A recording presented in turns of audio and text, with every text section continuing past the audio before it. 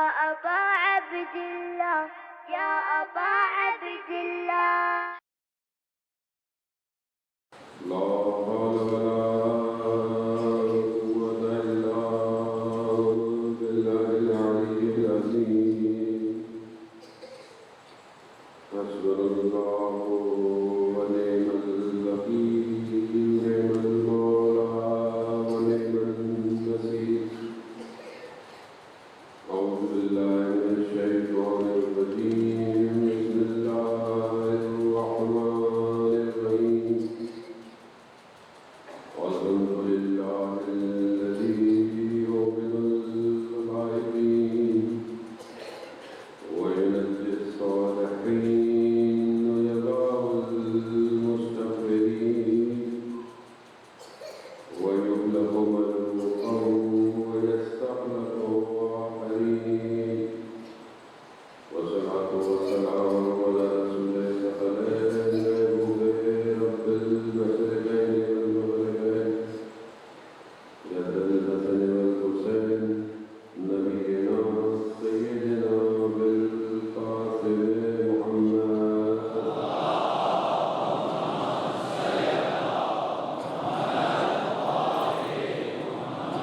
وعلى آله الطيبين الطاهرين المعصومين لا سيما بقية الله الذين وأرواحنا لتراب العلماء البدع ولعنة الله على أعدائهم أجمعين. بسم الله الرحمن الرحيم. رب اشرح لي صدري ويسر لي أمري واحلل عقدة من لساني يفقهوا قولي. أما بعد فقد قال الله تبارك وتعالى في كتابه الحكيم والقرآن المجيد وما خلقت الجن والإنس إلا ليعبدون. صلوات بھیجتے محمد والے.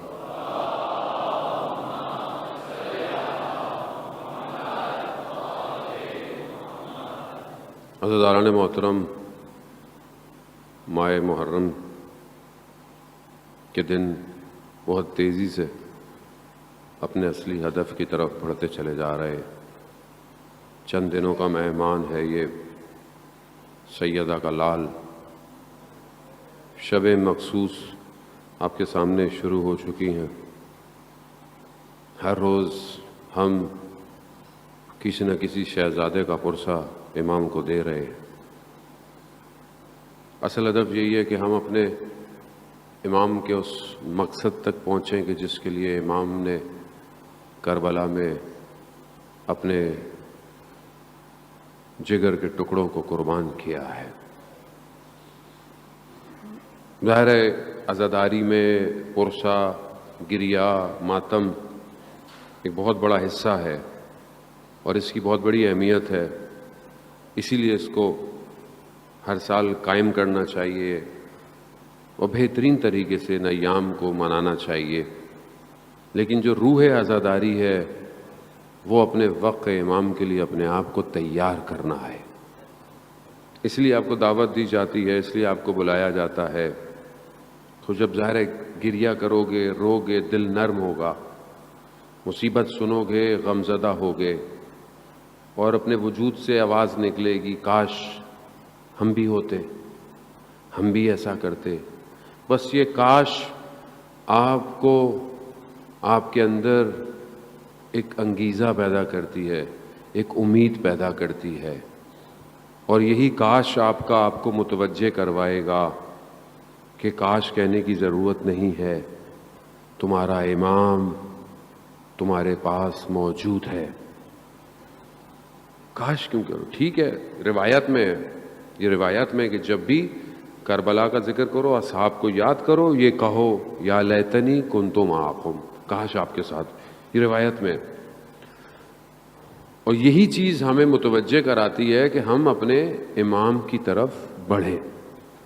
اب ظاہر ہے اس بڑھنے کے لیے بہت ساری چیزوں کی ضرورت ہے جو ہم تھوڑا تھوڑا آپس میں ذکر کر رہے ہیں. اور کچھ چیزیں جو ہیں وہ اس بڑھنے میں رکاوٹ ہیں جس کو ہمیں دور کرنا ہے آہستہ آہستہ. سب سے بڑی رکاوٹ جو ہے وہ دنیا ہے. اچھا، دنیا جو ہے وہ احادیث کی روشنی میں نہج البلاغہ کے اندر بھی کئی جگہ پہ دنیا کا ذکر ہے. ہم بہت آرام سے صرف دنیا کہہ کے اس کو دور کر دیتے ہیں. دنیا کی بھی اپنی ڈیفینیشن ہے, دنیا کی اپنی تعریف ہے.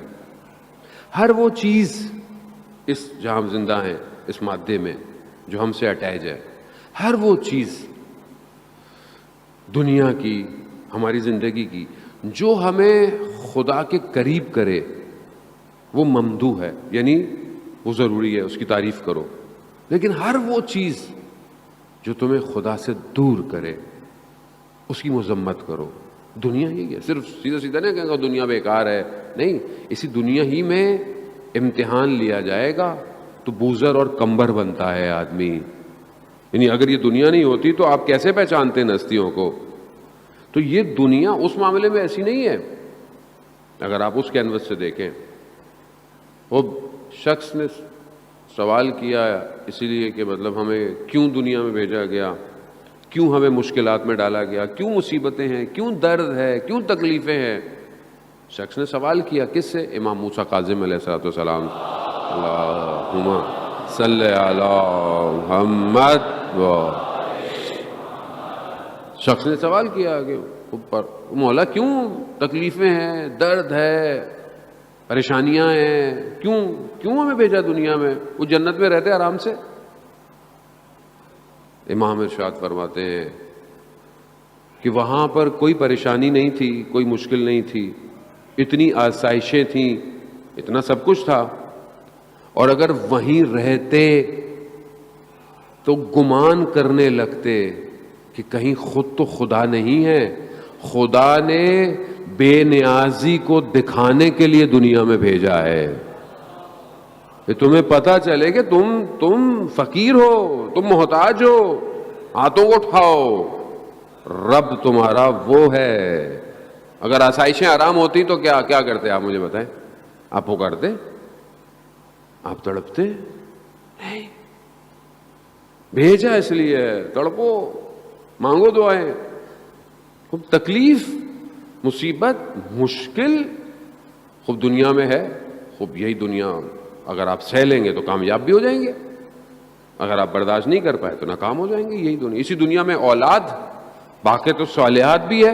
یہی اولاد آپ کے لیے بہترین, یہی اولاد برباد بھی کر سکتی ہے انسان کو. یہی مال جو اللہ نے آپ کو دیا ہے, یہ اگر آپ صحیح خرچ کریں تو آپ کو جنت لے جائے گا. لیکن یہی مال اگر آپ حرام لیں یا خرچ کریں جہنم میں لے جائے گا. بیلنس ہے. دنیا ایسی ہے, آپ کو خود بیلنس کرنا ہے. مولا متقیان نے حضرت علی ابن ابی طالب علیہ الصلوۃ والسلام, اللہم صلی علی محمد. آپ پڑھیں اقوال امام کے لیٹر, امام کے نامے پڑھیں. عزیزان محترم, کتاب پڑھنے کی عادت ڈالیں, اسی جوانی میں ڈالیں. پھر تو ٹائم ہی نہیں ہے کسی کے پاس زندگی میں ویسے بھی پڑھنے کا. انسان کتاب پڑھنے کی عادت ڈالے. نہج البلاغہ انسانیت کا سٹرکچر ڈیفائن کر رہا ہے, بتا رہا ہے. امام دنیا کی تعریف کر رہے ہیں. کیسی دنیا؟ دنیا یعنی بالکل جیسے ایک کشتی ہے, اور کشتی پانی کے اوپر چل رہی ہے. اگر یہ پانی کے اوپر چلتی رہی تو یہ کنارے پہ پہنچے گی. امام بھی فرماتے ہیں زندگی بھی ایسی ہے, اگر اس دنیا کے اوپر چلتی رہی تو آخرت کے کنارے پہ لگے گی. اگر اس پانی کو, اس دنیا کو کشتی میں ڈال لیا تو کشتی کیا ہے؟ ڈوب جائے گی. یعنی اس طرح تم نے دنیا سے گزرنا ہے. دنیا کو چھوڑ نہیں سکتے آپ. اب میں پہاڑوں پہ چلا جاؤں, میں غار میں چلا جاؤں, نہیں. اگر غار ہی میں رہنا کمال ہوتا تو پھر رسول خدا غار ہیرا سے نیچے نہیں آتے. یا اللہم صلی علی محمد. بھائی حضرت جبرائیل آ رہے ہیں, رسول خدا عبادت کر رہے ہیں. حضرت خدیجہ سلام اللہ علیہا کھانا لے کر آتی ہیں. خوب اس سے بہترین جگہ ہے کوئی؟ کیوں؟ ہدایت کے لیے. ان سب کو میری طرف لے کر آؤ, سب کو لے کر آؤ. رسول خدا آئے, اترے, خوب سسٹم یہی ہے. تو یہاں پر دنیا چھوڑ دوں, میں کمرے میں بیٹھ جاؤں, میں مصلی میں بیٹھا رہوں ہر وقت, نہیں. دنیا میں رہو. زہد کی تعریف ترک دنیا نہیں ہے. زہد کی تعریف دنیا ہو مگر دل دنیا میں نہ ہو. ہمارے تو دل اتنے چھوٹے ہیں, اتنے نازک ہیں. موبائل کی پروٹیکٹر ٹوٹ جائے ہمارا دل ٹوٹ جاتا ہے. اسکرین تو بعد میں ٹوٹتی ہے, پروٹیکٹر ٹوٹتا, او ابھی تو لگوایا تھا, ٹوٹ گیا. اتنا نازک ہے ہمارا دل. یہ میں جوانوں کے لیے پڑھا ہوں کیونکہ ان کو زبانی یہ سمجھ میں آتی ہے, بزرگوں سے معذرت کے ساتھ. کیوں؟ دل دیا ہوا ہے. دل خوب یہ کیسے صحیح ہوگا؟ ایک بہت بڑے آیت اللہ جو ہے وہ فیض کاشانی رضوان اللہ تعالی علیہ فرماتے ہیں کہ کوفہ کی مسجد میں ایک جوان عبادت کرتا تھا. کچھ دن سے اس نے دیکھا جیسی مسجد سے باہر نکلتا ہوں ایک خاتون پیچھے کھڑی بھی ہوتی ہیں, بات کرنا چاہتی ہیں. 1 دن 2 دن 3 دن روک لیا انہوں نے بولا کہا خاتون میرا پیچھا چھوڑو, مجھے اپنی عبادت میں مشغول رہنے دو. اگر کچھ کیونکہ مجھے کام ہے. کہا کام ہے تو لکھ کے دے دو. اس نے ایسی مسجد سے باہر نکلا, دے دیا. اب انہوں نے جا کے کھول کے دیکھا, کیا دیکھا؟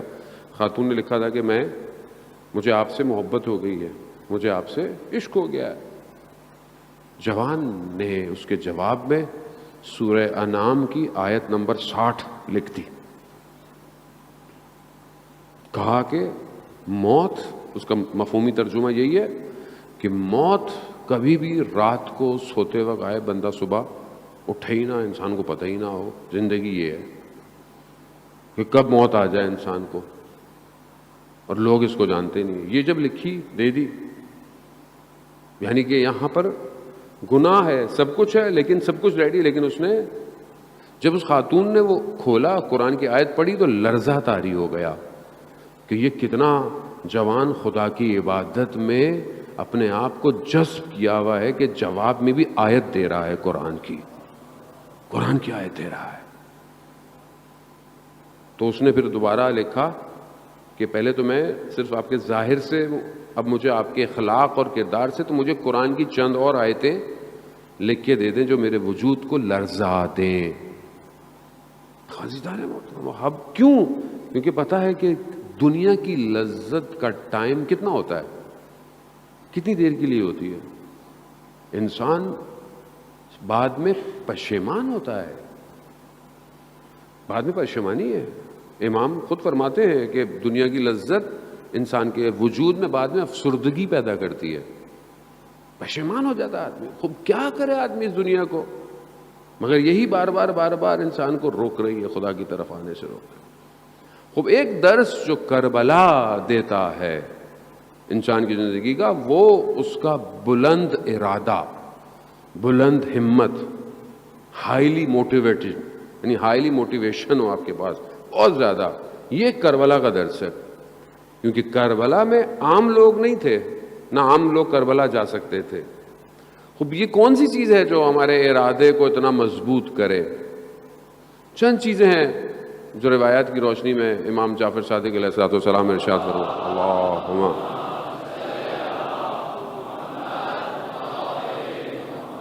چند چیزیں انسان کو سر بلند ہونے سے, یعنی کامیاب ہونے سے روکتی ہیں, کھینچتی ہیں. پہلی چیز ارادے کا ضعیف ہونا, یعنی کم ہمت ہونا. بھئی ہمت ہی نہیں ہے, ارادہ ہی نہیں ہے, طاقت ہی نہیں ہے کرنے کی. اس کا تعلق ظاہری طاقت سے نہیں ہے, انٹرنل سسٹم سے ہے.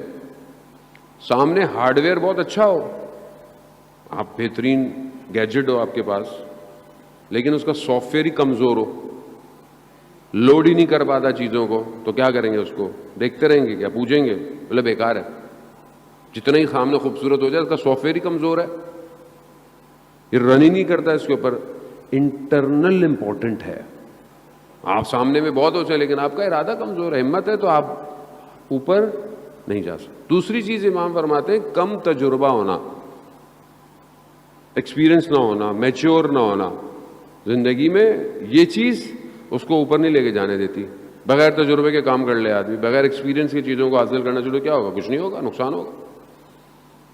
اور تیسری چیز سست جو ہے وہ ڈیسیجن لینا.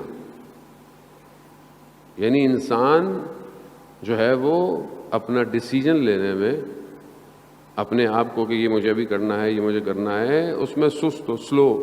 آپ دیکھیں زندگی میں کئی لوگ فیصلہ کرنے میں بہت دیر کر دیتے ہیں، وہ وقت گزر جاتا ہے. کامیابی یہی ہے کہ اس ٹائم پہ فیصلہ کیا جائے جس ٹائم پہ وہ فیصلہ کامیابی دے. ایسی ہے زندگی میں کئی فیصلہ آپ کہتے ہیں کہ مجھے صحیح ٹائم پہ اگر میں فیصلہ کر لیتا، چاہے وہ ایجوکیشن کا تھا، چاہے وہ بزنس کا تھا، چاہے وہ کسی، تو آج میں کامیاب. میں نے فیصلہ وقت پہ نہیں کیا. یہ چیزیں، یہ تین چیزیں امام کہتے ہیں انسان کو سر بلند نہیں ہونے دیتی، کامیاب نہیں ہونے دیتی. اوپر نہیں، آپ جوان ہیں ماشاءاللہ، آپ کا ارادہ محکم ہونا چاہیے. آپ کا ارادہ بلند ہوگا، ہمت ہوگی تو آپ پھر علامہ اقبال کے اس شاہین کی طرح آپ پہاڑوں پہ کمن ڈالیں گے.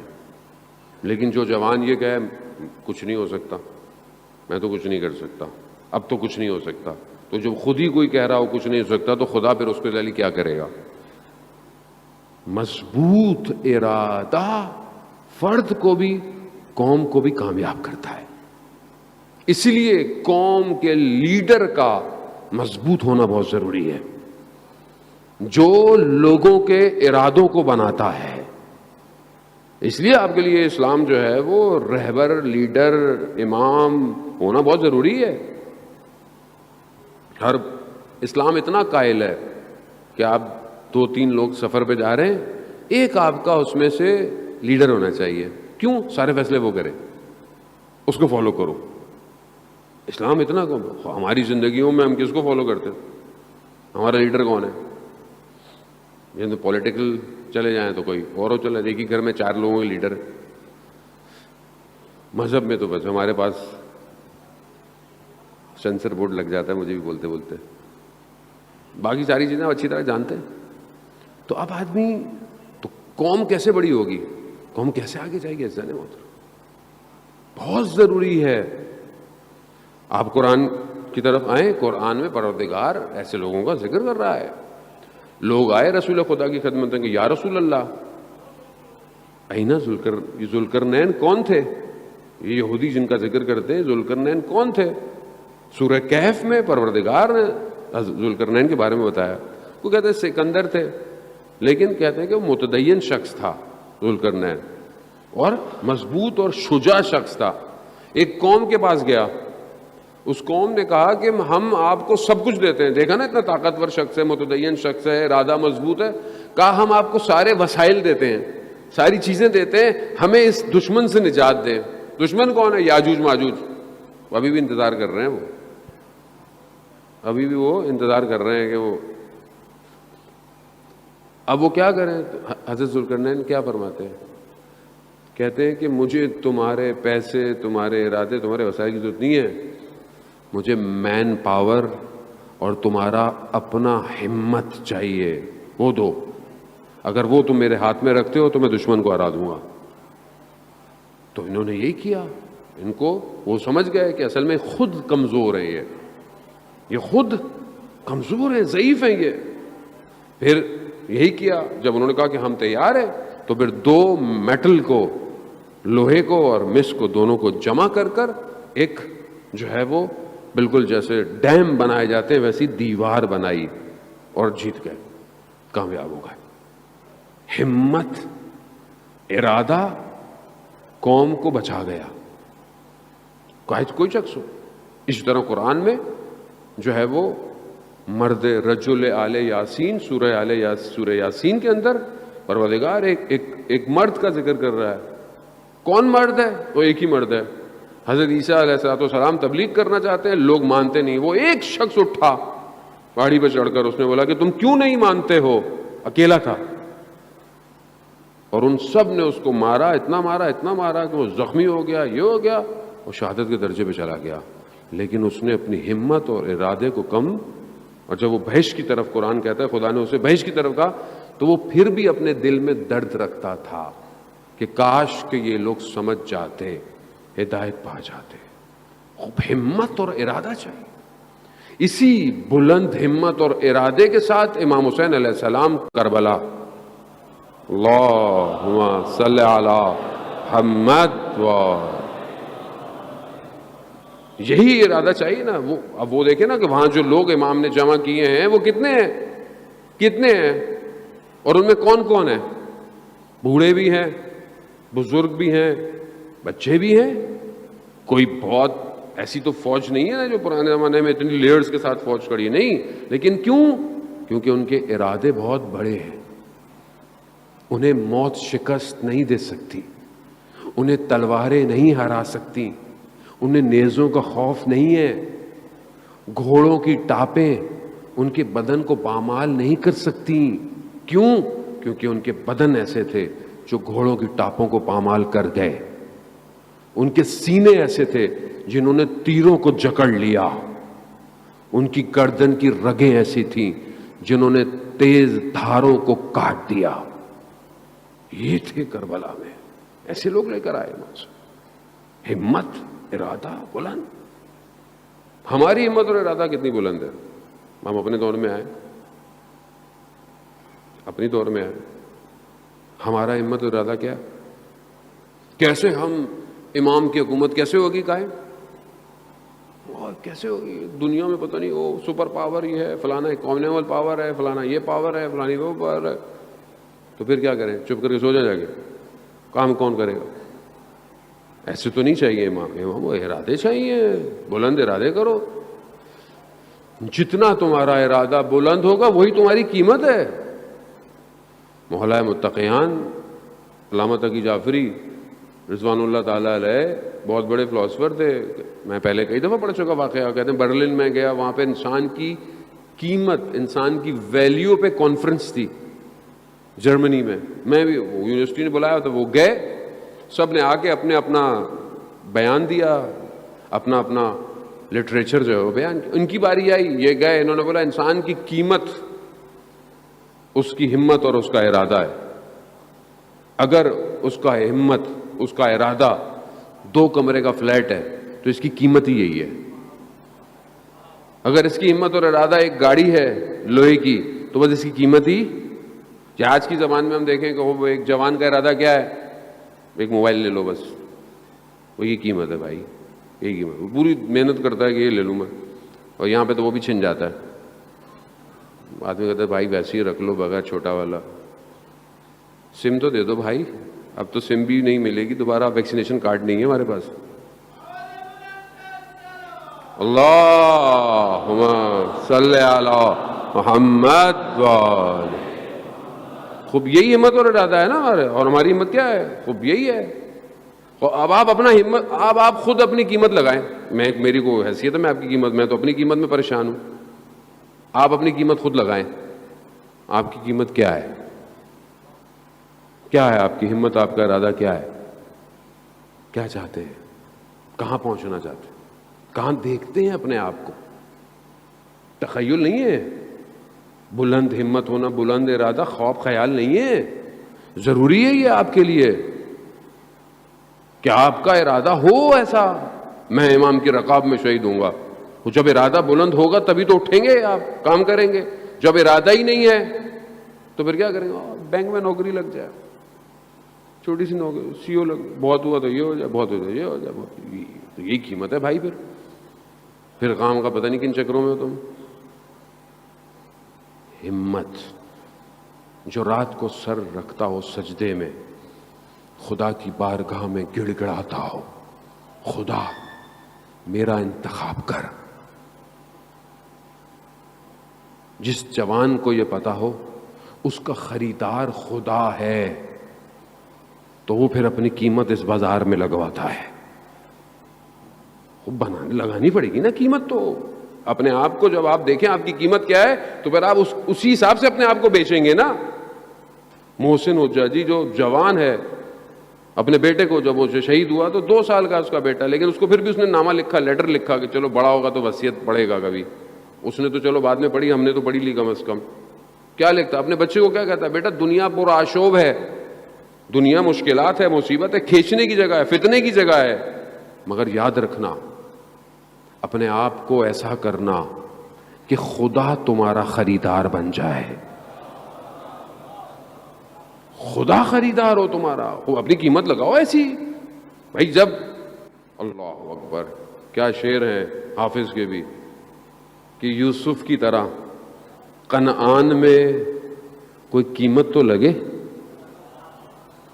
بات تو یہی ہے، حضرت یوسف گئے ہو کنعان کے بازار میں، مصر کے بازار میں جب کنعان سے گئے، خوب قیمت تو لگاؤ، قیمت اپنی قیمت لگائیں، آپ بیچے اس الہی بازار میں اپنے آپ کو کہ کتنے میں خریدا جائے گا آپ کو.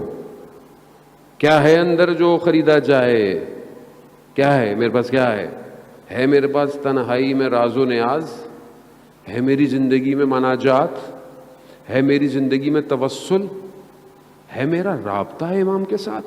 جتنا جس کا رابطہ مضبوط امام کے ساتھ اتنی اس کی قیمت ہے. عزیزان محترم اتنی قیمت ہے. کیوں سب سے بڑا درجہ شہداء میں حضرت عباس علیہ السلام کا ہے. اللہم صلی علی محمد. کیوں سب سے بڑا درجہ ہے؟ یعنی وہ مقام ہے کہ شہدائے کربلا بھی غبطے کھائیں گے کہ کیا مقام ہے حضرت عباس علمدار کا. کیوں؟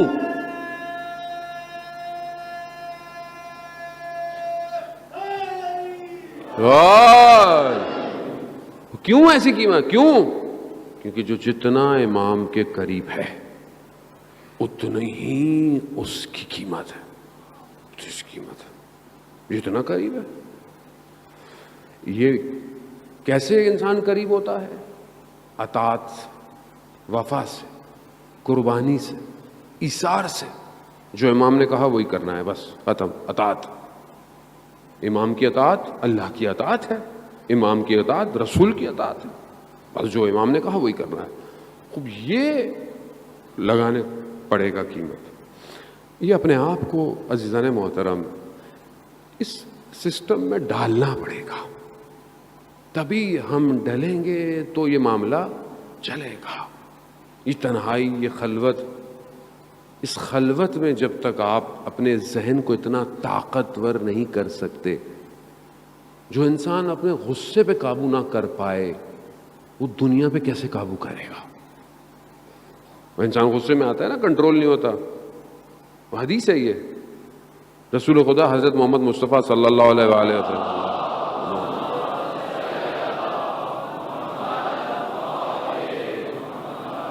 رسول خدا سے پوچھا، جوان گزر رہے تھے، جوان بڑے بڑے پتھر اٹھا رہے تھے. رسول خدا سے بولا بھئی آپ بھی آئیں، تاکہ طاقت کا مظاہرہ کر رہے تھے. کون کس میں طاقت ہے؟ رسول خدا نے کہا طاقتور وہ ہے جو اپنے غصے پر قابو پا لیتا ہے. اور یہاں انسان کو غصہ آتا ہے، انسان پتہ نہیں کیا کیا کہہ دیتا ہے، بول دیتا ہے، گھر تباہ ہو جاتے ہیں، طلاقیں ہو جاتی ہیں. یہ سب کیوں ہے؟ غصے کی وجہ سے. برین مینجمنٹ اس ٹائم جو دنیا میں سب سے بڑا ایشو ہوا ہے وہ مائنڈ کنٹرول کا ہے. میں بہرحال معذرت کے ساتھ آپ کو نئی سلاٹ دے کے جا رہا ہوتا ہوں، لیکن میری بھی مجبوری ہے عزیزان محترم، کیونکہ میں بہرحال ڈیوٹی پر ہوں، اور میں نے ڈیوٹی صحیح نہیں کی تو میری ڈیوٹی مجھ سے چھین لی جائے گی. تو اس لیے ہو سکتا ہے آپ بعض لوگ اعتراض بھی ہو سکتا ہے بعض لوگ کرتے ہوں کہ مولانا یہ نئی ٹرمنالوجیز اور ٹیکنالوجی کی باتیں پتہ نہیں کیوں کرتے ہیں مجلس میں آ کے.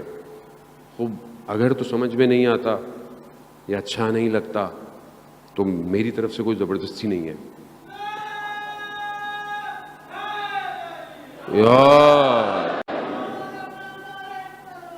اللہم صلی علی محمد. کیونکہ بہت سے لوگ کہتے ہیں مولانا صاحب 10 دن محرم کے ہیں اور اس میں تو کوئی ایسی بات. مطلب مسئلہ یہ کہ امام کو سمجھے نہیں. آپ کو چاہیے بس وہ ریچول، صرف وہی چیز جو پچھلے عرصوں سے ہے. میں نہیں کہہ رہا صحیح نہیں ہے، غلط نہیں، اب ہر کسی کا اپنا ہے، لیکن ہم جس دور میں ہیں ہمیں اس حساب سے اپنے امام کو سمجھنا پڑے گا اور اسی حساب سے دشمن کو بھی سمجھنا پڑے گا. جو سب سے اس ٹائم دنیا کے اندر جو کام ہو رہا ہے، اور اب فزیکلی یا ہارڈ ویئر کے ساتھ جنگ نہیں لڑی جا رہی، اب مائنڈ کنٹرولڈ ہے ایکچولی. یعنی لوگ کہتے تھے چپیں لگ جائیں گی، روبوٹ بن جائیں گے ہم لوگ. چپیں لگانے کی ضرورت نہیں ہے ان کو. انہوں نے ہمارا سافٹ ویئر چینج کر دیا ہے. سافٹ ویئر کہاں ہے؟ یہاں ہے. یہ کیا ہے؟ سوچنے کی صلاحیت، ذائقے، خواہشیں، لذات، ویلیوز، یہ سب کیا ہے؟ خوب یہیں سے آتا ہے نا، انسان اندر سے لیتا ہے. اس پر اس نے اتنی لیئرز کے ساتھ کام کیا ہے، ایک لیئر، دوسری لیئر، تیسری لیئر، کہ اب ہم جو کر رہے ہوتے ہیں ہم یہ سمجھتے ہیں کہ ہم کر رہے ہیں، لیکن ہم سے کروایا جا رہا ہے. کروایا جا رہا ہے ہر چیز. ڈیسیجن میکنگ، یہ بلند ہمتی میں نے اس لیے آپ کو کہا. ڈیسیجن میکنگ یعنی فیصلہ کرنا. لباس خریدنا ہے، فیصلہ کرنا ہے آپ کو. کون فیصلہ کرے گا؟ جو سافٹ ویئر اندر چلا گیا وہی فیصلہ کرے گا. جو بل بورڈ دکھائے جائیں گے، جو ایڈ بار بار انسٹاگرام پہ آئیں گے، جو چیزیں آپ صبح شام دیکھیں گے، آپ بولیں گے اچھا ہاں یہ تو دیکھا تھا، ہاں یہی لے لیجئے. کھانا کیا ہے؟ بڑے بڑے سائن بورڈ جو لگے ہوئے، یہی کھانا ہے. پینا کیا ہے؟ یہ پینا ہے. پہننا کیا ہے؟ یہ پہننا ہے. بولنا کیسے ہے؟ ایسے بولنا ہے جیسے یہ بولنا سکھا رہے. ہر چیز فکس کر دی اندر. آپ گاؤں دیہات چلے جائیں، رورل ایریا، اربن ایریا، امریکہ، افریقہ، انڈونیشیا، ملائیشیا، سب ایک جیسے ہو گئے. سب ایک جیسے. کیوں؟ ایک ہی سافٹ ویئر ہے بس. تھوڑی ویریشن جگہ کی وجہ سے فرق ہے. Mind control. اب آپ اپنی مرضی سے نہیں چل رہے، اب آپ کو چلایا جا رہا ہے. اب آپ سب مشین کی طرح ہینڈل کیے جا رہے ہیں. ضرورت ہے اس مائنڈ کو جھٹکا دینے کی. یہ ٹوٹے، یہ ایک دم یوں ہو، اس کو یوں ہو، اوہ میں کہاں، میں کہاں. یہ کون کرے گا؟ یہ کوئی نہیں کر سکتا سوائے ان مجلسوں کے. یار یہ کسی میں صلاحیت نہیں ہے. اللہم صلی علی محمد. یہ کسی میں صلاحیت نہیں ہے کہ ایسا ذکر سنے اور جوان اٹھے یا بچہ اٹھے اور بولے کہ میں، موت کیا ہے تمہارے لیے؟ بچہ کہے شہد سے بھی زیادہ میٹھی ہے. یہ کون سکھائے گا؟ یہی سکھائے گی مجلس. کیسے دیں گے آپ اپنا بچہ؟ کیسے دیں گے آپ؟ کیونکہ آپ یہاں اٹھتے بیٹھتے تھے. کیسے آپ کی مائیں بہنیں پردوں کی حفاظت کریں گی؟ ہر دفعہ یہ غیرت کیوں دلائی جاتی ہے مجلسوں میں؟ کیونکہ میری بہن، میری بیٹی، تم اس کے لیے رونے آئی ہو جن کے پردے چھنے گئے. تمہارا پردہ کس نے چھنا بیٹی؟ کوئی ہے دنیا کی ایسی جگہ جو یہ بات کہے؟ نہیں. کوئی ہے جو عبادت کی طرف لے کر آئے؟ نہیں. صرف یہی سسٹم ہے، یہی ہے جو ہلائے گی. اور اس میں ہمارا کوئی کمال نہیں ہے، اس میں سید الشہداء کا اپنا کمال ہے. ایسا سجدہ کربلا میں کیا کہ اس نے ہمارے سجدوں کو خدا کی طرف موڑ دیا. یہی تو کمال ہے امام حسین علیہ السلام کا. صلوات بیت محمد والے اللہم صلی علی محمد.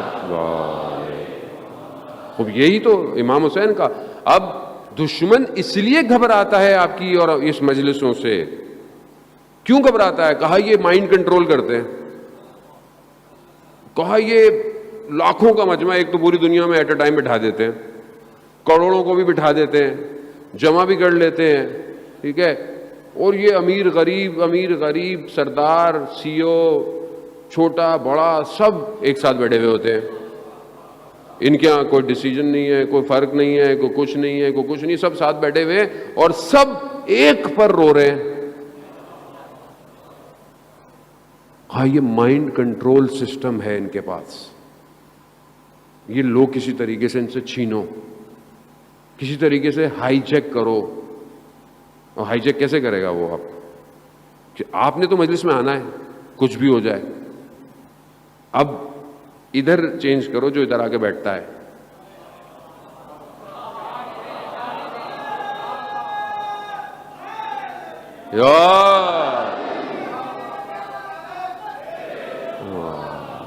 اللہم صلی علی احمد.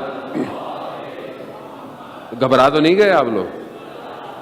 بات یہ ہے کہ بارہ تھوڑے دن ہی رہ گئے, 1-2 دن رہ گئے. فیض ہے, فیض اتر رہا ہے. میں پہلے بھی کہہ رہا تھا, یہ فیض جب آمادہ ہوتا ہے, جتنی آمادگی اتنا ہی اترتا ہے. یہ ادھر بھی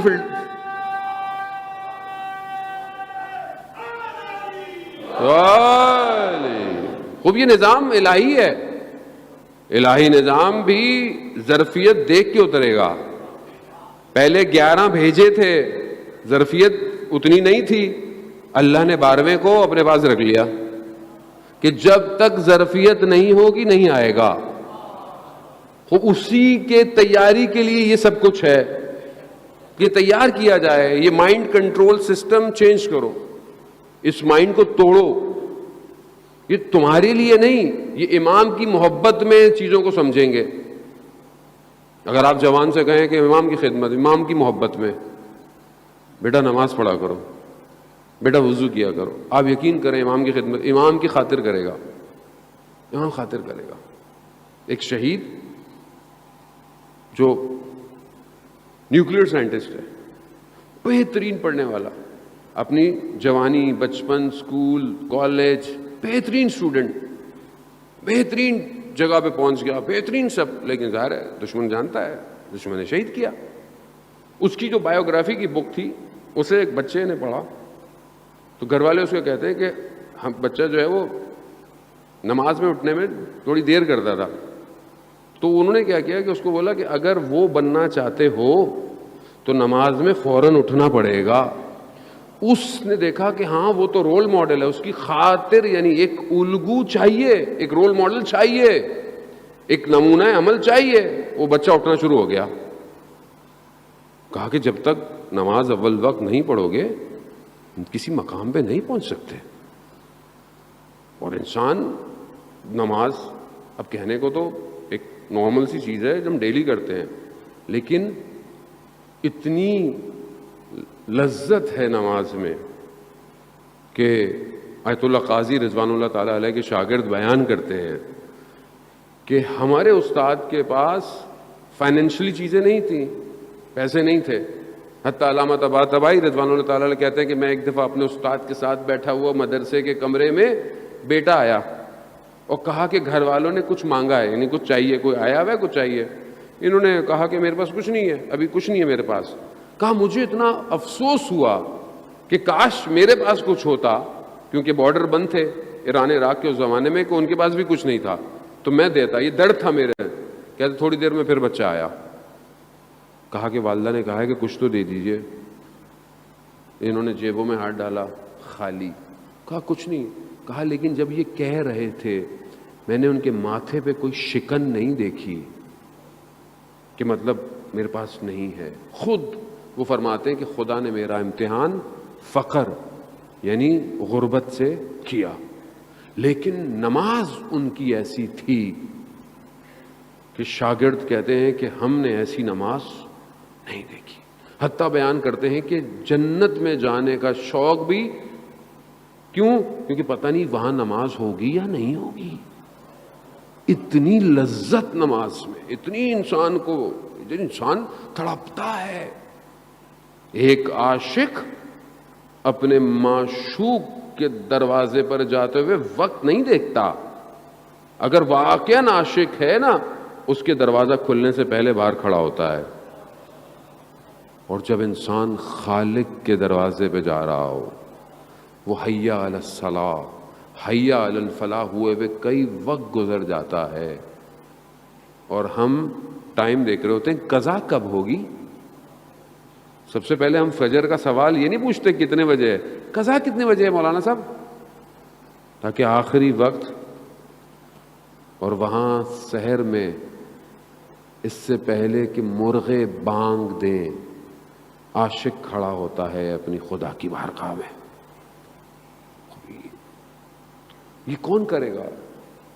یہ اگر آپ نے نہیں کیا تو آپ کا مائنڈ کوئی اور کنٹرول کرے گا. پھر آپ یہ گیم کھیلتے رہیے گا, کھیلتے رہتے ہیں صبح شام, وہ مائنڈ کنٹرول کر رہا ہے. آپ خوب جنگ ساری اسی کی ہے. آج آپ کے سامنے دنیا کے حالات ہیں، بس اپنے آخری مراحل کی طرف حالات آپ کے سامنے ہیں. میڈیا کس کے ہاتھ میں؟ اسی کے، وہ کنٹرول کر رہا ہے. ایک کلپ بھیجتا ہے، اب آپ پریشان. اب آج صبح سے ایک کلپ چل رہا ہے افغانستان میں امام کے پرچموں کو ہٹا دیا اور لگا دیا. بھائی ایک جگہ کا کلپ دیکھا ہے، باقی شہر تو دیکھیں افغانستان کے، وہ بھی انہوں نے بڑے عزت سے اتارا ہے. انہوں نے کوئی اس کی بے حرمتی، اس کا مطلب ہے کہ ان کا سافٹ ویئر چینج ہو گیا ہے. ان کا سافٹ ویئر چینج ہو گیا ہے. پروپیگنڈے کا شکار نہ ہو. سافٹ ویئر ہارڈ ویئر دونوں چینج ہو گیا ہے. آپ جو دیکھ رہے ہیں وہ پردے کا ادھر ہے، پردے کے پیچھے داستان کوئی اور ہے. نہیں سمجھے؟ ابھی آپ کو بھی اپ گریڈ ہونے کی ضرورت ہے. صلوات بھیج دیں محمد و آل محمد.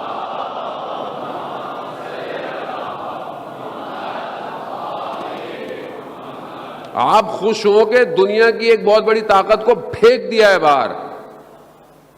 ان سے تو کر لیں گے، کوئی مسئلہ نہیں ہے. کیا ہو گیا ہے؟ اب زمانہ بدل گیا ہے. ہمت بلند کریں اجزان محترم.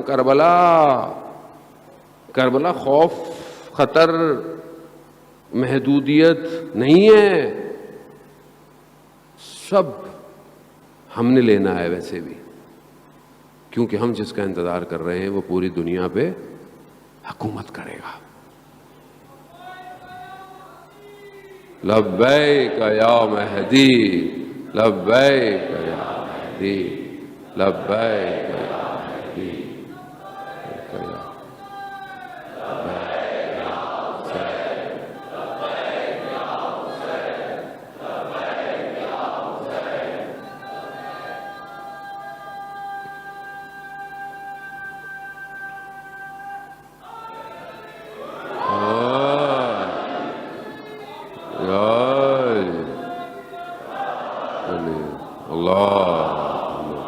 صلی اللہ.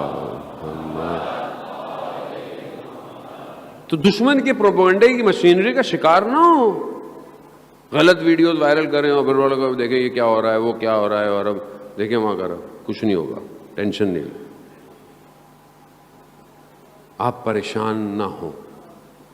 امام غیبت کے پردے میں ضرور ہے، لیکن جو امام کے لیے کام کر رہے ہیں، امام ان کی مدد کر رہے ہیں. ہم اپنی صلاحیت بلند کریں کہ ہم بھی اس کونوائے میں شامل ہو سکیں. یہ ضروری ہے. کیوں؟ کیونکہ وہ اللہ کا باقی ہے، باقیت اللہ. اور امام آ کر یہی کہیں گے انا باقیت اللہ، میں اللہ کا باقی ہوں.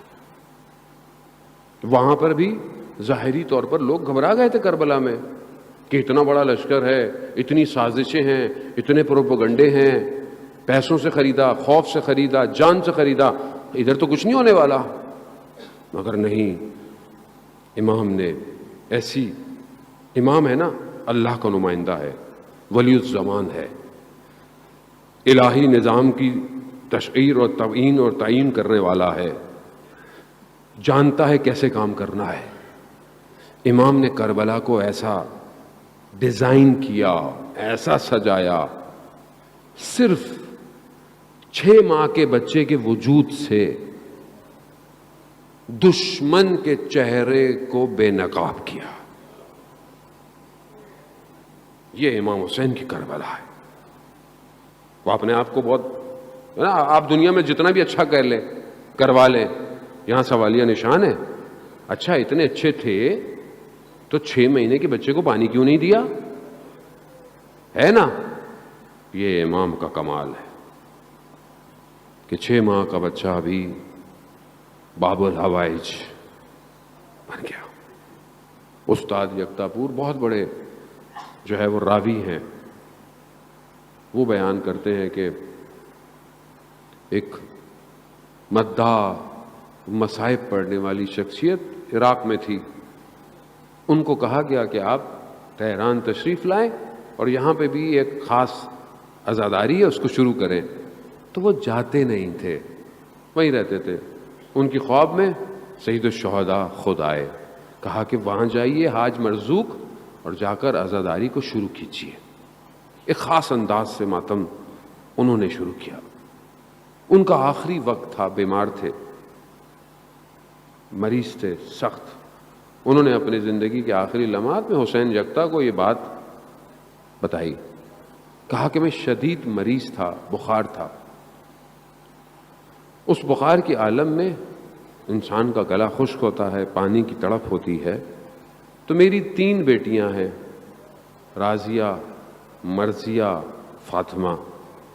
اب مجھے جب شدید پیاس لگی نا تو میں نے پہلی بیٹی کو پکارا، راضیہ. تو میں نے دیکھا کہ ایک نقاب پوش بی بی تشریف لائی،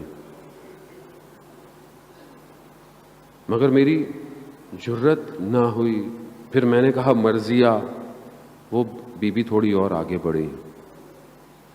خواب نہیں دیکھ رہے، وہ سو نہیں رہے، حالت بیداری ہے. انہیں خدا ایسے مقام پہ لے جاتا ہے انسان کو. پھر اور آگے بڑھی. پھر کہا فاطمہ. وہ بیوی اور آگے بڑھی کہ ہم آ تو گئے ہیں،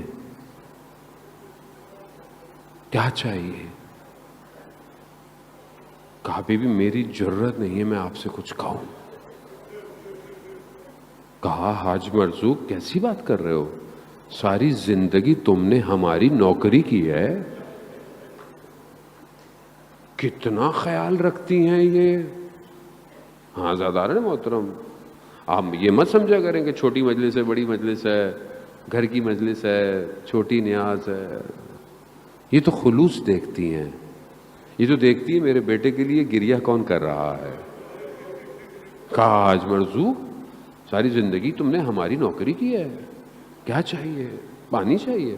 کہا انہوں نے مجھے پانی دیا. پانی لیا. کہا بچپن سے میری عادت تھی، جب پانی ہاتھ میں آتا تھا تو میں کہتا تھا السلام علیکہ یا ابا عبداللہ. کہا یہ جملے میرے منہ سے نکلنے تھے، بی بی نے گریہ شروع کر دیا. اللہ اکبر،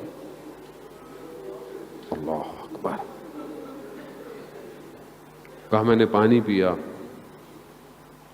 کہا حاج مرزوق، بی بی فرماتی ہیں ہمارے لیے مصائب نہیں پڑھو گے؟ کہا بی بی ڈاکٹروں نے منع کیا ہوا ہے طبیعت کی وجہ سے پڑھنے سے، لیکن آپ جو امر کریں. بی بی کون سے مصائب پڑھوں؟ اللہ اکبر. ماں کو بیٹے کا غم سب سے زیادہ ہے، اور جو بیٹے کو غم ہو ماں اس کو بھی جانتی ہے. بی بی فرماتی ہیں حاج مرزوق علی اصغر کے مصائب پڑھو،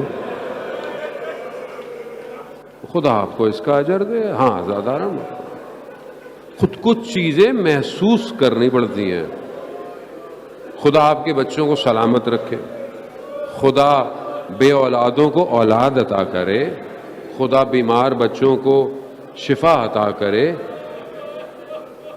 محسوس کرنی پڑتی ہیں.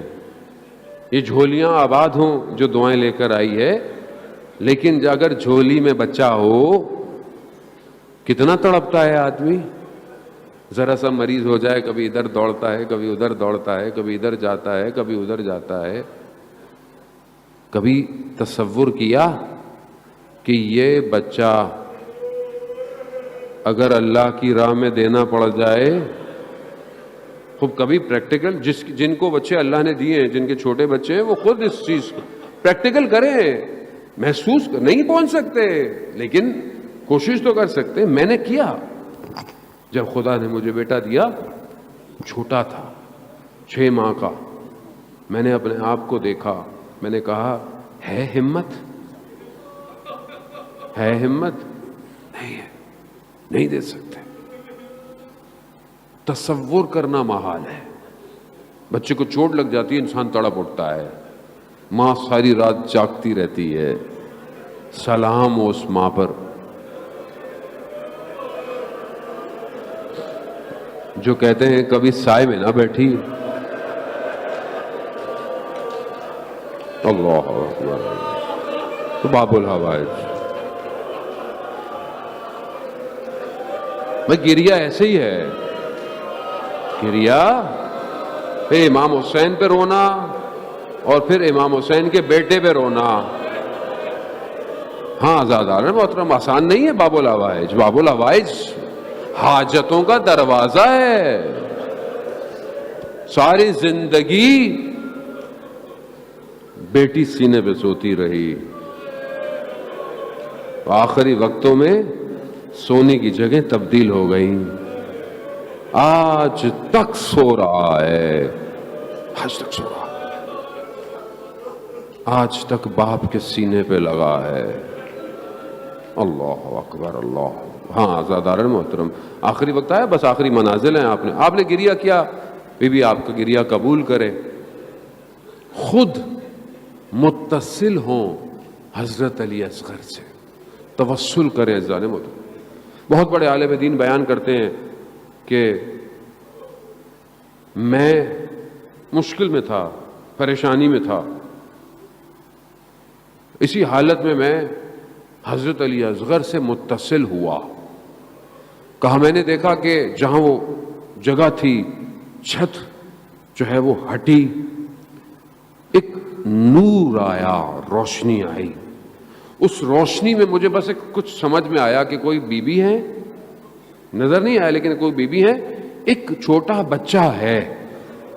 بس مجھے وہ بچے کی آنکھیں نظر آئیں. کہا اس کے بعد بس میں نے دیکھا کہ وہ چلا گیا. وہ کرم جو مجھ پر علی اصغر نے کیا آج تک میری زندگی میں شامل ہے. بڑے بڑے لوگ جب ہنستے ہیں نا تو کربلا کے اس چھوٹے سے متصل ہوتے ہیں. دروازہ یہی ہے, دروازہ یہی. کیوں نہ ہو؟ کیونکہ جب امام نے پھکارا ہے کوئی میری مدد کرنے والا, آپ تصور کریں کہ امام کہہ رہے ہیں حل من ناصر, ہے کوئی میری مدد کرنے والا؟ مولا کربلا میں تو کوئی بھی نہیں ہے, کوئی نہیں ہے. مگر اس نے لبیک کہا, خیموں میں کوہرام مچا. امام خیموں کی طرف متوجہ ہوئے. علماء پڑھا کرتے تھے کہ امام نے خیموں جا کر کہ میں نے نہیں کہا آپ کو کہ جب تک میں زندہ ہوں آپ شور نہیں, آپ کی آواز نہیں آنی چاہیے. کہا کہ مولا ہم کیا کریں, جب سے آپ نے استغاثہ بلند کیا ہے یہ بچہ کسی گود میں آرام ہی نہیں لے رہا. اللہ اکبر اللہ اکبر. پھر نصرت امام کرنے جا رہا ہے یہ بچہ. لاؤ مجھے دو. جیسے ہی مولا کے ہاتھوں میں آیا بچہ خاموش سکون میں ہو گیا.